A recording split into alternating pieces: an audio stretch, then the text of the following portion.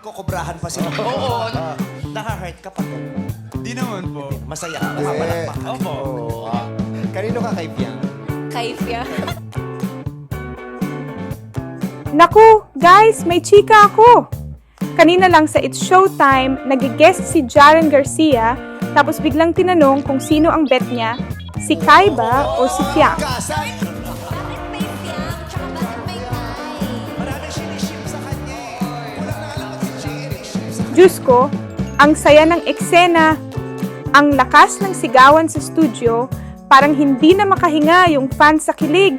Tapos si Jaren, alam mo na, pa-cool, pero halata mong nahihirapan mag-decide, haha. Oh, we're very close friends ni Kai. Ah. Si Piang, kamusta Si na kayo? Fiang. Opo, also very good friends with Pian. Kanino ka closest? Eto pa, si Vice ganda. Siyempre, hindi nagpahuli. Biglang tanong, oh, Jaren, nagsiselos ka ba kina Fiang at JM? Hala, parang hindi alam ni Jaren kung paano sasagot.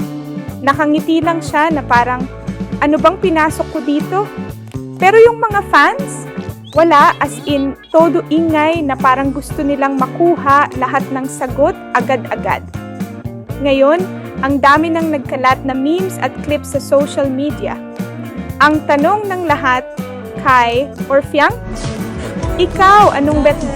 Ako, Team Secret muna kasi mukhang hindi pa rin sure si Jaren. Haha!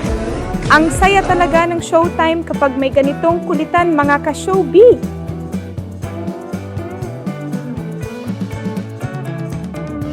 Don't forget to like at subscribe for more kilig videos.